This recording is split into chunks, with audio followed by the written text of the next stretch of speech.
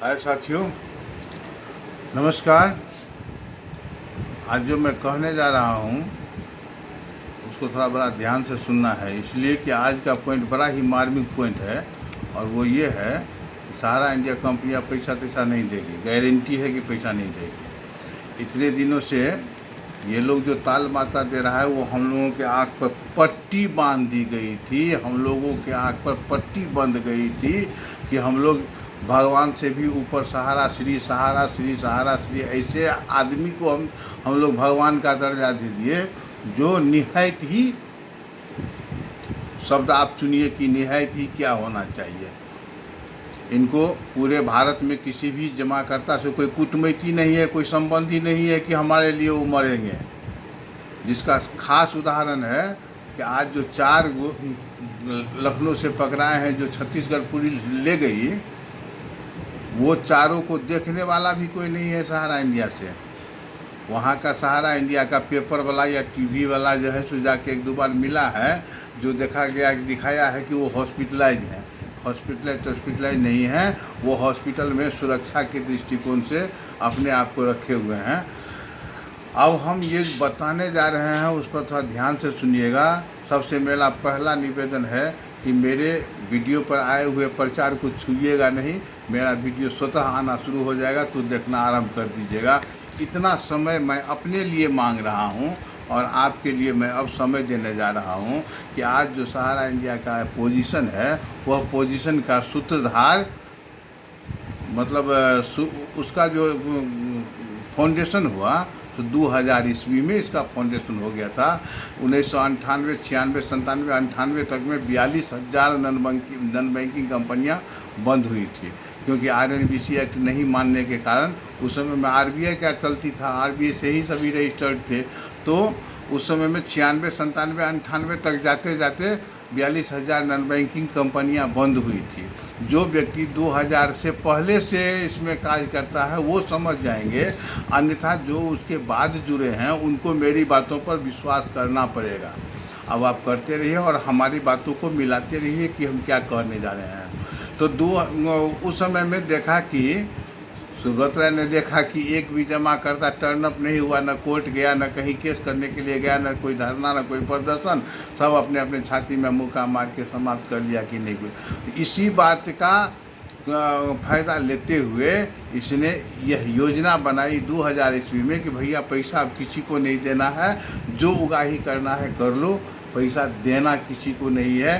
धीरे धीरे संस्था बंद करेंगे। एक बैग संस्था हम इसलिए नहीं बंद करेंगे क्योंकि पूरे भारत में जो है सो बड़ा कुछ न कुछ हो जाएगा, तो इसीलिए उसको एक साथ नहीं बंद करके धीरे धीरे संस्था को मतलब संस्था को मारता चला गया और संस्था मरती चली गई। और आज जो यह स्थिति है उसका सूत्रपात हुआ था कब, तो 2000 ईस्वी में। याद करिए, जो 2000 से पहले के कार्यकर्ता हैं वो याद करिए कि 2002 में अक्टूबर महीना में आया था कि नहीं, सबका कन्वर्जन करना है, चाहे वो सहारा D हो, सहारा T हो, सहारा 10 हो, सहारा 14 हो, सबका कमर्शियल कॉरपोरेशन लिमिटेड के अंतर्गत चलने वाली समस्त योजनाओं को इसमें कर दिया गया, सिल्वर ईयर लाभ योजना में, जिसमें दिन भर रात भर रसीद काटी जाती थी। 2 सोते थे, 2 काटते थे, फिर 2 सोते थे, फिर 2 काटते थे, और वहीं पर खाना, हगना, भोजन सब कुछ वहीं होता था। तो खैर जो कुछ चला। अब ये क्यों किया गया, इसका थोड़ा सा उदाहरण दे लीजिए कि कागज़ से कागज़ ट्रांसफ़र हुआ, कमीशन उसका फ्री में खर्चा हुआ, और सारा पैसा RBI से लेने के बाद सब पैसा उसका अपना हो गया। इसके नाम पर सिल्वर ईयर लाभ योजना के नाम पर मकान देंगे, कपड़ा देंगे, टीवी देंगे, घड़ी देंगे, सब कुछ, जंगिया, टोपी, पैंट, शर्ट, साड़ी, बहुत चीज़। तो इसमें जो है सो कुछ प्रतियोगिता रख दिया गया कि भैया 2500 का, 5000 का, 10,000 का आपको कूपन मिलेगा, और कूपन का या तो आप सदुपयोग कीजिए कि नहीं हमको देना है मकान में, या फिर हमको जो है सो सामान ले लेना है। तो ऐसा ऐसा करके जो है सो इस उद्योग को चालू किया गया। इसके नाम पर काफ़ी पैसा भी आया और इसके कागज़ ट्रांसफ़र में जो कमीशन हुआ वही, बाकी पैसा सारा का सारा जो उस समय में 1 लाख करोड़ था कि 1.25 लाख करोड़ था। अब हम लोगों को कुछ बताया थोड़ी गया, हम लोगों को तो सिर्फ कहा गया कि आपको ऐसा करना है, नहीं करना है तो कंपनी से निष्कासित कर दिया जाएगा। और हम लोग अपने रोजी रोटी के नाम पर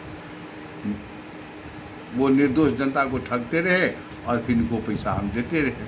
आज हमारी ये स्थिति है। तो सहारा डी और टी का जो भी कन्वर्जन हुआ धीरे धीरे उसका भुगतान हो गया। उसके बाद फिर 2012 ईस्वी में कन्वर्जन हुआ, जो वो सिल्वरिया लाभ योजना के बाद जब 2012 ईस्वी में इसका फिर से कन्वर्जन किया गया तो ये आ गया, सब सारा का सारा पैसा आ गया क्यूसॉफ्ट में। तो जिस समय में Sahara housing investment corporation limited और Sahara India real estate corporation limited, इन दोनों को तो कर दिया सिल्वरिया लाभ योजना में, और उस सब का जो भी पैसा भुगतान हुआ तो हुआ, नहीं हुआ तो शेष पैसे को कर दिया क्यूसॉफ्ट में। और क्यूसॉफ्ट का भी भुगतान हुआ, बहुत भुगतान हुआ। हम लोगों को उस समय में जो व्यवसाय आता था उससे हम लोग भुगतान भी करते थे, लेकिन 2017 के अक्टूबर के बाद उसको बंद करके और फिर कर दिया गया कि नहीं, आप इसको वो मतलब 3 साल में सुपर बीबी और अन्य स्कीमों में कर जाए, जिसमें लालच था कि 9 साल 2 महीना में 4 गुना। तो ये सब लालच देने के पीछे का सबसे बड़ा उद्देश्य यही था कि किसी प्रकार से इसके नाम पर भी लोग नया नया पैसा देते जाए और पुराने सभी खातों का कन्वर्जन। लेकिन इसका कारण जानना होगा कि कारण क्या था। अब मैं असली पॉइंट पर आता हूँ कि ये कारण क्यों। जिस समय में सहारा इंडिया शुरू किया गया उस समय में सभी अपने अपने मतलब वो 2, 3, 4, 5 जो उसके हेड संस्थापक सदस्य थे, 2 व्यक्ति से कंपनी स्टार्ट हुई और बाद में धीरे धीरे मतलब बढ़ने लगे, तो फिर का बहुत बड़ा ग्रुप बन गया। उसमें से 10-5 लोग अपने अपने परिवार के नाम पर कंपनी का रजिस्ट्रेशन कराना शुरू किया। उस समय में 8-9 कंपनियां, 7 कंपनियां या 8 कंपनियां, 10 कंपनियां चलती थी, जो पैरा बैंकिंग पर सिर्फ 2 ही 3 ही कंपनियां चलती थी, बाकी और अन्य भागों में। तो ये सब सभी उनके परिवार के नाम पर था। 2002 में, क्योंकि 2000 ईस्वी में इसकी योजना बनी और 2002 में ये लोग जिस कंपनी के डायरेक्टर थे उन कंपनियों का पैसा ट्रांसफ़र दूसरे कंपनी में किया गया जिसके डायरेक्टर ये लोग नहीं रहे। यानी अपने नाम से जो कंपनी अपने वाइफ के नाम से, भाई के नाम से, भाभों के नाम से, भतीजा के नाम से, सब के नाम से जिन जिन कंपनियों का रजिस्ट्रेशन कराया गया, जिनके ये लोग डायरेक्टर थे, उन समस्त कंपनियों के खाते को ट्रांसफ़र कर दिया ऐसे कंपनियों में जिसका डायरेक्टर ये लोग नहीं हैं। तो इस पर फिर से गौर कर लीजिएगा, वीडियो रिपीट करके देख लीजिएगा, सुन लीजिएगा कि ये लोग उन निर्दोष लोगों के नाम से कंपनी का डायरेक्टर बना के उसका रजिस्ट्रेशन किया गया, जो लोग निर्दोष हैं। जिसका एक उदाहरण ज्वलंत में है कि वो 4 लोग ऐसे लोग पकड़े गए हैं जो लोग बिल्कुल ही इनके बातों पर हम लोग भी अंधा होकर इनके बात मानते रहे, और यही बात सभी समस्त कार्यकर्ता, ऑफिस कार्यकर्ता, फील्ड कार्यकर्ता सभी इनके बातों पर इतने लुभाते रहे कि सहारा श्री के हम खास आदमी हैं, सहारा श्री के हम खास आदमी हैं, अपना पीठ अपने ठोकते हुए हम सहारा श्री के खास आदमी हैं, इसीलिए हम पर इतना विश्वास किया गया। तो ये अपना फलाने के नाम पर फलाना कंपनी, फलाने के नाम पर फलाना कंपनी, उसका सिग्नेटरी तो बनाया गया, लेकिन अधिकार कुछ नहीं था। अधिकार था कि सहारा श्री जो कहेंगे वही होगा। तो ये सब केवल सिग्नेटरी थे नाम के, कंपनी कानून के रूप में जैसे ये बेचारे पकड़े गए। अब इसको देखने वाला भी कोई नहीं है।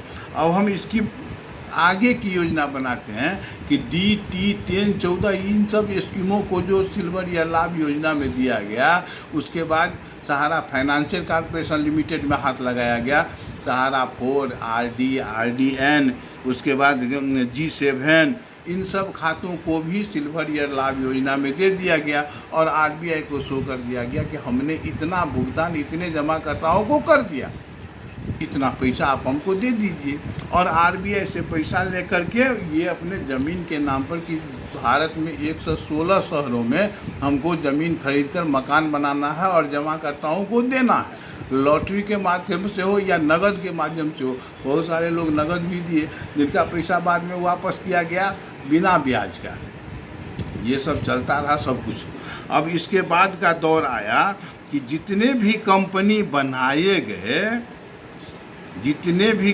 बनाए गए उसमें नए नए लोगों को जोड़ा गया, जो सभी लोग इनके केवल आदेशपाल थे। जैसे हम आदेशपाल थे कि हमको इतना बिजनेस करना है, ब्रांच मैनेजर आदेशपाल, रीजनल मैनेजर आदेशपाल। इन समस्त पैसों को, उधर से जो पैसा आया वो इन नए नए स्कीमों में जो पैसा आया सो सब पैसा वहाँ मंगा करके 116 शहरों में 101 एकड़ करके, प्रत्येक शहर में 101 एकड़ करके उनको जो है सो मकान बनाना था। और मकान बनाने के नाम पर ज़मीन खरीदा गया। ज़मीन किन के नाम से खरीदा गया? वहाँ के आरएम के नाम से, वहाँ के जोनल मैनेजर के नाम से, कुछ वरिष्ठ फील्ड वर्करों के नाम से, कुछ बड़े बड़े हाकिम के नाम से। अपने नाम से, अपने परिवार के नाम से एक भी ज़मीन नहीं खरीदी गई। और फिर 2015, 14, 15, 16, 17 के आती है सब ज़मीन। उससे पहले ही एक साल के बाद सभी ज़मीनों को उनके अपने परिवार वालों के नाम से ट्रांसफ़र करा लिया गया। चूँकि हम लोग तो पिट्ठू थे, हम लोग तो चमचा थे, हम लोग तो अंधभक्त थे, और इसी में विश्वास करते हुए कि सहारा श्री हमको बहुत ज़्यादा मानते हैं, हमको जो बहुत ज़्यादा मानते हैं, कहते कहते हम लोग जो है सो उनके समस्त बातों में आ गए। और ये सारी ज़मीन उनके परिवार के लोगों के नाम से ट्रांसफ़र कर दी गई। पैसा जिसके नाम से खरीदा, अगर आज सीबीआई की जांच हो जाए तो किसके नाम से ज़मीन खरीदी गई इसका तुरंत पता चल जाएगा कि भाई फलाने के नाम से फलाने ईस्वी में ज़मीन खरीदी गई। और फिर ये ट्रांसफ़र, ये फिर बेची किनके नाम से गई? तो फलाने के नाम से। तो खरीदने के समय में उनकी औकात थी उतने ज़मीन खरीदने की? नहीं। बेचने के बाद उनका पैसा कहाँ गया? मूल्य तो लगा होगा, दान में तो नहीं लिखे होंगे। तो फिर मूल्य लगा तो फिर वो पैसा कहाँ गया? तो ये सब मिला के पता चलेगा, आरबीआई मतलब सीबीआई की जांच से ही पता चलेगा कि यह एक परिवार का करामात था। और एक परिवार ने सब योजना बनाकर सारा पैसा को उठाकर विदेश में डाल दिया। एक जो है सो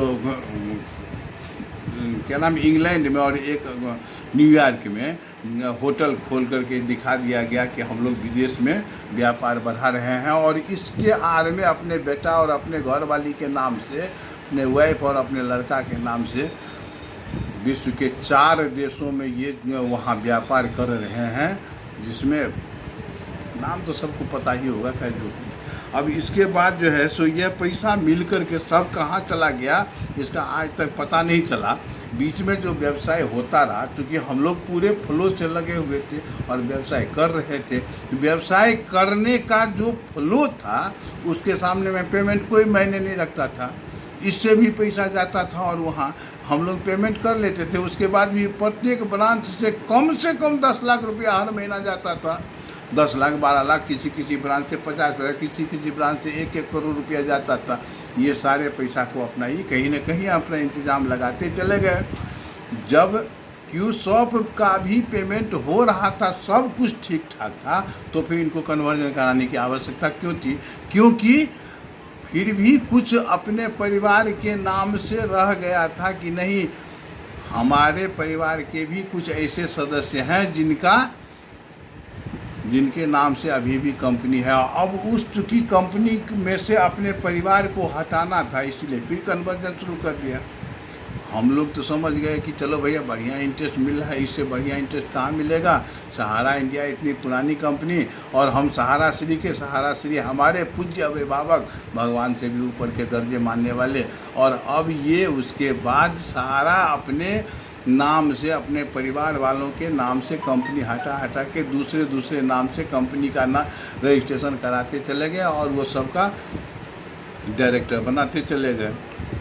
वो आराम से इस बात को भी जानते थे कि पहले 3 साल में, फिर 2 साल में दिया गया ताकि एक बार ये सारा पेमेंट आवेगा। बीच में इनको सेबी का प्रकरण आ गया तो सेबी में भी पैसा देना पड़ा, मजबूरन देना पड़ा। और चूँकि बिजनेस का फ्लो इतना था कि हम लोगों के पेमेंट के बाद भी बहुत पैसा बचता था तो हम लोग देते थे, वो धीरे धीरे सेबी को दिया गया 5 किस्त 8 किस्त में। अब इसके बाद जो इधर का बचा वो अपने वाइफ के नाम से हटा के अपने मतलब किसी दूसरे आदमी के नाम से ट्रांसफ़र करते करते ये लोग अब आ गए कि नहीं इस माह में सबका भुगतान होगा और सभी एजेंट एक दूसरे को कहेंगे कि भुगतान कैसे होगा। वो रीजनल मैनेजर को कहेगा, वो ब्रांच मैनेजर को कहेगा, वो जोनल मैनेजर को कहेगा। और उस समय में इतने सभी आक्रांत हो जाएंगे कि लोग एक दूसरे को पूछना शुरू कर देंगे कि नहीं अब क्या होगा, अब क्या होगा। तो अब जो भी होगा इस सब के लिए सभी लोग रोड पर उतरेंगे, मारपीट करेंगे, केस होगा, मुकदमा होगा। हम लोग आराम से इस सब पैसा को पचा करके हमको धीरे धीरे कंपनी बंद कर देना है, न ऊपर से 8 आना पैसा देना है और न ही हमको कुछ करना है। माथा पच्ची समाप्त। धीरे धीरे स्टाफ को पेमेंट नहीं मिलेगा, वो बंद करके भाग जाएगा। मकान मालिक को मकान किराया नहीं मिलेगा। जनरेटर वाले, पानी वाले, अखबार वाले, स्वीपर वगैरह वगैरह एजेंट का कमीशन नहीं मिलेगा, जमाकर्ता का भुगतान नहीं होगा तो फिर अपना जाने वो लोग। और आज अगर वो एफिडेविट बना के दे रहे हैं कि हम इस संस्था के कुछ नहीं, तो कोई गलत नहीं दे रहे हैं।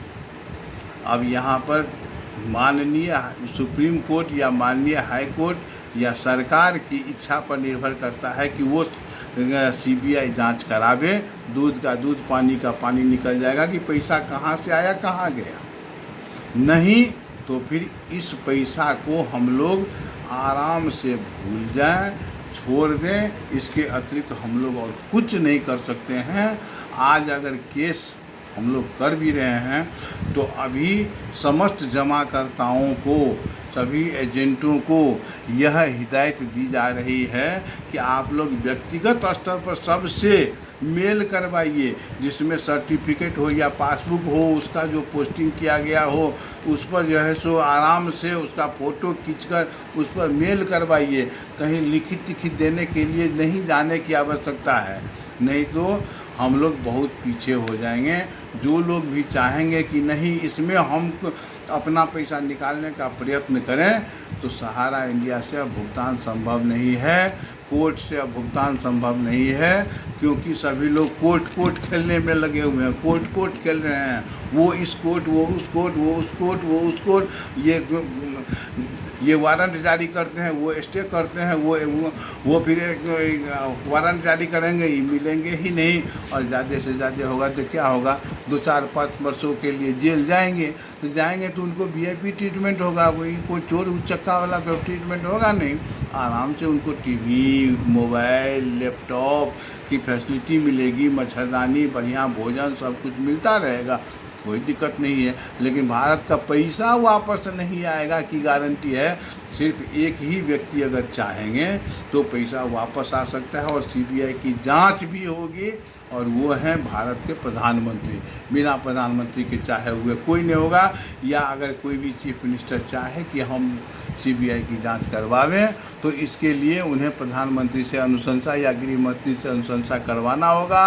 वो ही पैरवी करेंगे तो ही इस कंपनी के सीबीआई की जांच होगी, और जब सीबीआई की जांच होगी तो दूध का दूध और पानी का पानी निकल जाएगा। हम लोग सबसे पहले जो ये 2-4 लोग, अभी 4 लोग पकड़ाए हैं, अभी और कई निर्दोष पकड़ाने वाले हैं, क्योंकि 162 कंपनी का रजिस्ट्रेशन है।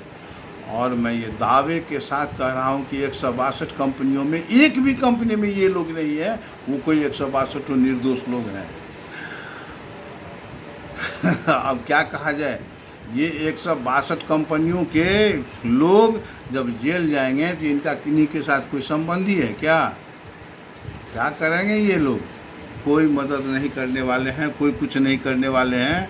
ये सरकार अगर संपत्ति सभी सेबी और सहारा सेबी सहारा सुप्रीम कोर्ट ये सब कर रहा है, कभी किसी ने भी एक भी शब्द नहीं उठाया है कि सेबी के 25,000 करोड़ हो कि 15,000 करोड़ हो, इससे भुगतान की समस्या का समाधान नहीं होगा।